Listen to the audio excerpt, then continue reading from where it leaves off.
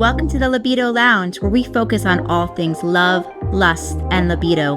We believe that fabulous sex is important to health as exercise and good food.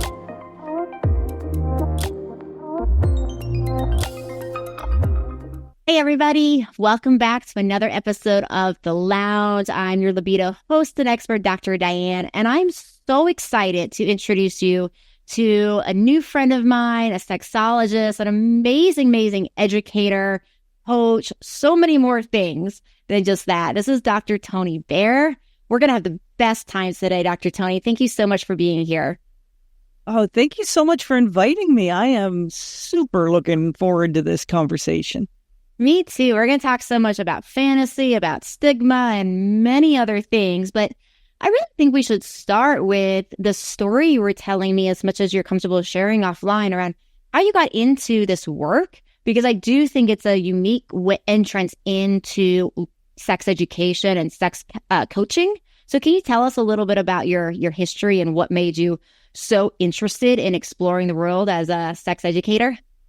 Sure.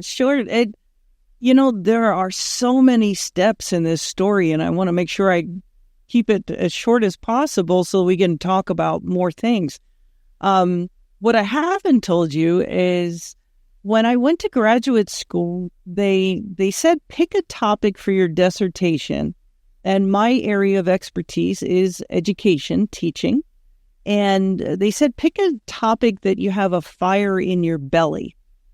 Because life is going to happen when you're in school, and it's very difficult to finish. That most people, it isn't that they aren't smart enough, it's that life gets in the way, and that's why they don't get their degree. So my passion at the time was about my little sister, and, trigger warning that she attempted suicide.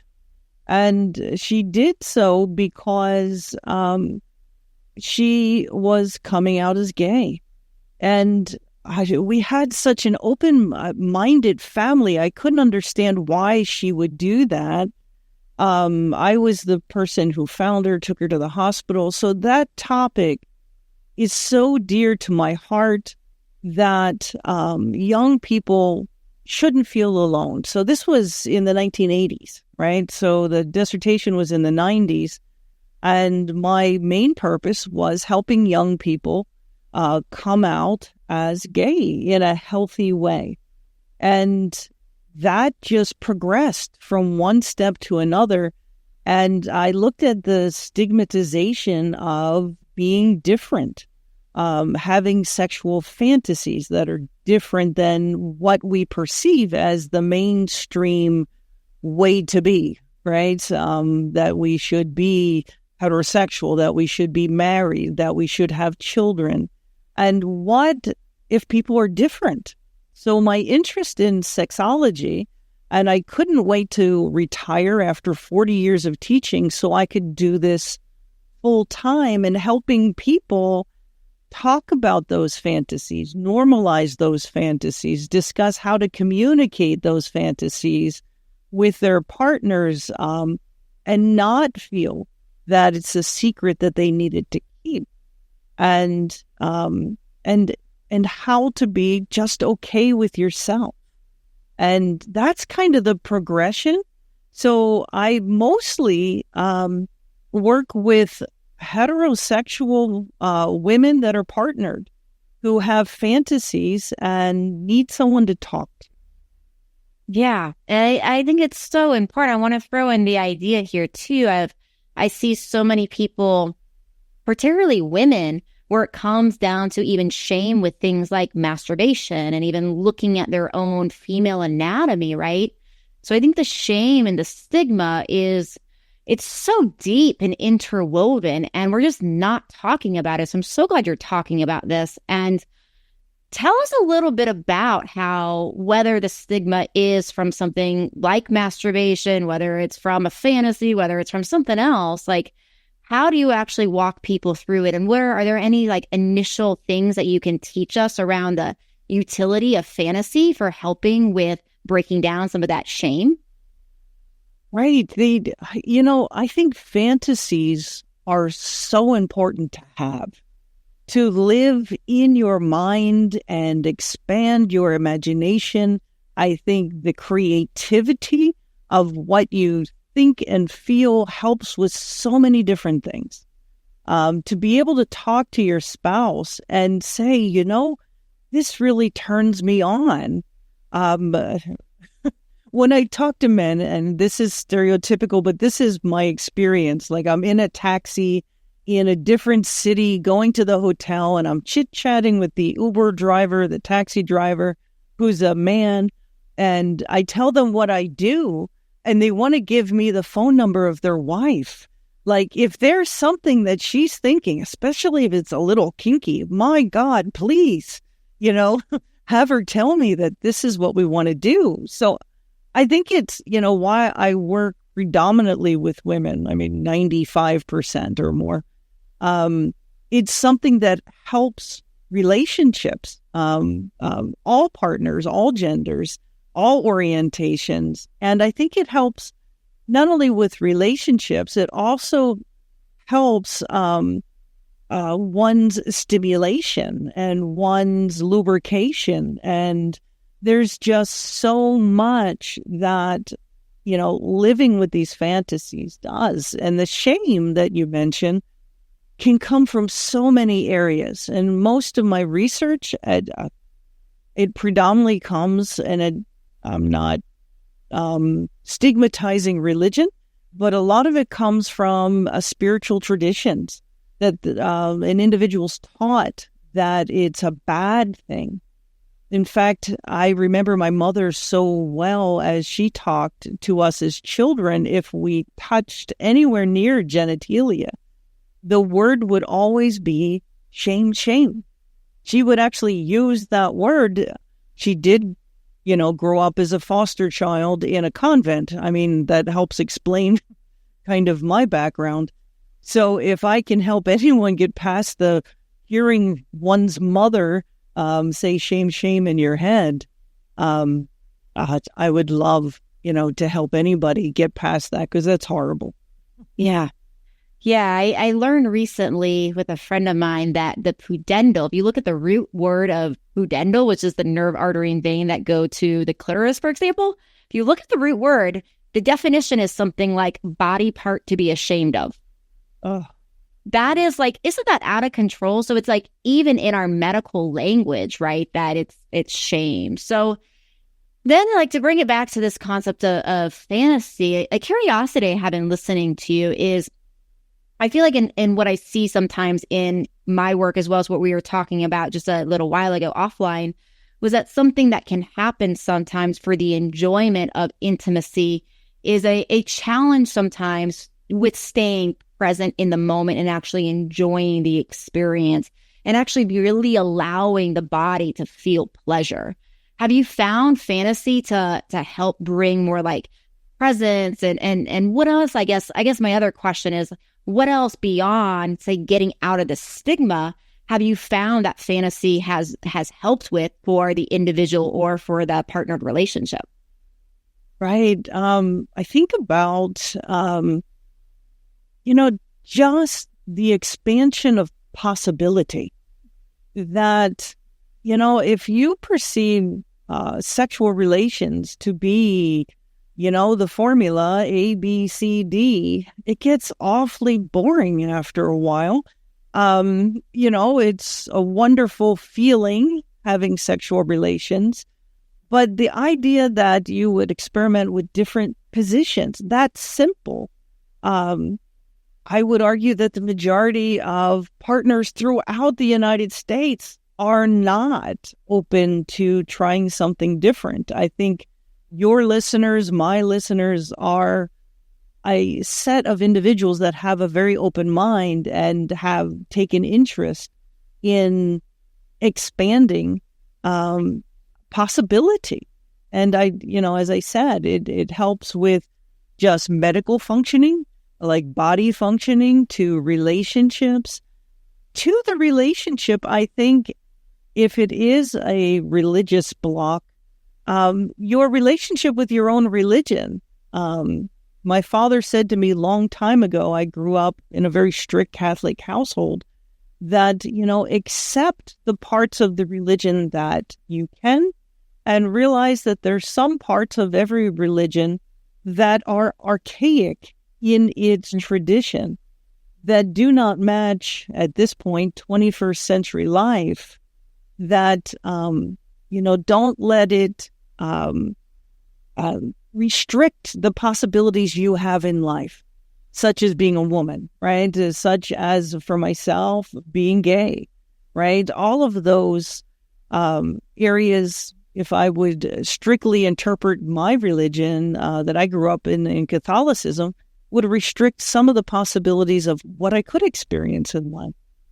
Yeah. Yeah, I relate. I grew up very, very strictly Catholic as well. So I relate to all of the dogma that gets sometimes put onto us that is archaic, and as a way of overcoming that, I think is really valuable. So do you have any advice? I know working with you, you have it's much more complicated than we can cover on a podcast, but do you have any advice for just somebody that is like playing with fantasy in their mind and they really want to tell their partner, but they're so afraid that they're going to be shamed or judged, and they feel embarrassed about it? Like, where does somebody even really begin to start with that? Right. Well, I just worked with a couple and we tried something that worked really well. So I'll share it with you. I gave that individual a huge checklist with all these different kinds of sexual activities, and some of them are a little further out. They're a little kinky, right? And she shared it with her partner. They had a nice sit-down kind of dinner at some point, and the topic came up of, what are you reading? What are you doing? She said, oh my God, I came across this checklist, right? And this checklist, I just was checking off my fantasies and my thoughts of my sexuality. And I thought it'd be really fun if we did it together tonight, if you have a date. And then you get an opportunity, you put it off on like a magazine that you found it in, or you found it online, and it just triggered something in you to do it. You fell down one of those holes online. And what a great conversation starter, right? And it worked out well for them. Anyhow, they have some things they want to try now. And then I'm imagining, because what you were talking about earlier around people kind of getting into that rut, I know a lot of us in the sexual coaching, medical therapy world call that like the sexual script, right? Where it's like, I do A, I do B, I do C, and then we're done, as you kind of described it. So then are you finding then, with an example like you just shared with us, then that it's a huge help for people as far as getting out of that script? And I'm also wondering, because we were talking about like, libido offline, how much do you find that people then, when they're given permission to play with fantasy, to drop that stigma, how much are you finding that that's actually then kind of providing that spark and that fuel to bring passion back to the relationship? Yeah, it's, for some individuals, it's a renaissance. It's a whole new chapter, and it's exciting. You remember when you first got together with your partner, and it's like, it's exciting, it's a honeymoon, and, things start getting ordinary. They're still wonderful, but to have that excitement again, like, people many times accept the idea that it is inevitable that your libido is going to decrease, or it's inevitable that your interest in your partner is going to change over time. Everybody talks about that, they're more like a companion now. I love them and I love taking trips with them. But then the emphasis no longer is on sexuality. And you and I have spoken before about how important it is. And you have the medical side of how, sexually engaging with someone helps you, your mind, your blood flow, your body, your health in general. And why wouldn't you continue being sexual? Because you take care of yourself in diet and exercise. And this is another very important part of our entire health, right? Yeah. Yeah. I'm wondering then, because I think like in medicine, and talking about medicine, there's some level of individuality, right? Where it's like, oh, one person's low libido might be low testosterone, another might be stress, another might be pelvic floor, it might be something to do with their relationship. So I imagine when it comes to, hey, our fantasy stories, right? Like obviously there is going to be such a huge difference where one person's fantasy, like you said, it might just be like, hey, flip me over and let's do a different position. And another person, it could be something very, very, very, kinky or down the fetish world. So how do you begin in your work? I'm very curious, like start teasing apart for people, like and help make it safe for them to go down like whatever fantasy world is and really feel safe to explore that. Like where does safety come into the picture? Even before safety, we talk about consent. Yeah. Okay. So consent is not an option, right? Both individuals need to consent to trying something or doing something. You don't want to engage in your fantasy by surprise one night, right? Safety is another huge issue. I mean, to use a very simple example, many individuals, in fact, it's in the top 10 of women's top 10 fantasies every year, is to be bound, right? Some kind of hold me down or tie me up. And just using rope around one's wrist is very dangerous for nerve damage. Like it's you have to know what you're doing and how you're doing. So when I'm talking to my clients, I'll recommend if your partner is open to this and you want to be tied up, why don't you try a scarf first, right? Not a rope. With rope, you need rope safety scissors, right? So just something very simple as you want to be tied up in, 2024 when we're doing this interview, that is pretty tame in most relationships, and I, at this point in my life, I don't even think of that as kinky, but it is, the definition of kink is something out of the norm, and the norm for each couple is different, right? Each generation is different, to my parents' generation that was born closer to the turn of the 20th century, what was normal was missionary. What's normal to my generation, and I'm in my 60s now, is to have different kinds of positions. But what's normal to somebody in their 40s might be oral sex. Like that's like normal, right? So, as time goes on, become in the United States more accepting of doing a variety of things sexually. So fantasies really take a huge, continuum of possibility. And, if one of the greatest, I think, challenges with fantasies is fantasizing about someone other than your partner. Mm-hmm. And again, it's in the top 10 fantasies. Fantasizing about an authority figure outside of your relationship, whether it's like a principal kind of idea or a priest or, and many of those fantasies in that category are something you probably don't want to do because there's just too many factors, whether it's infidelity or causing strife in your relationship, if you're open about it. A threesome is in the top 10, and that causes all sorts of jealousy. And all of that can be done, but there are a lot of steps to get to that point to keep your relationship secure while you try something way out of the norm. Yeah, I appreciate knowing some of those things that are in the top 10. I think that really just helps normalize a lot of how probably a lot of listeners feel about their fantasies. So, how do you find, like, I'm curious if something comes up, like, for example, like the threesome thing or fantasizing about something else, something that, like, or maybe it's, maybe it's the bondage, whatever it is, where one partner really, really just thinks it's the hottest thing in the whole world. And the other partner is like, absolutely not. That is like the biggest turned off. It's like a very big hard no.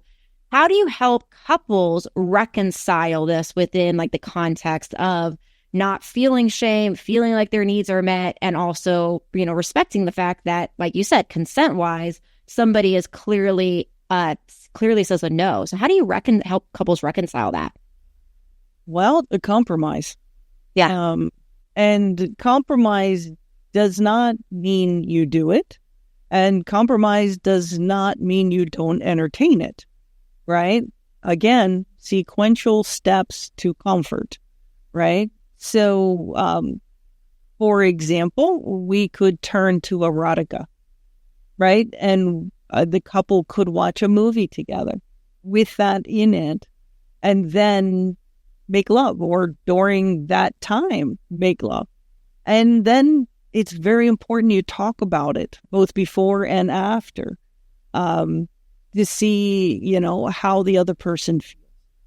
And they're not being replaced. That is huge.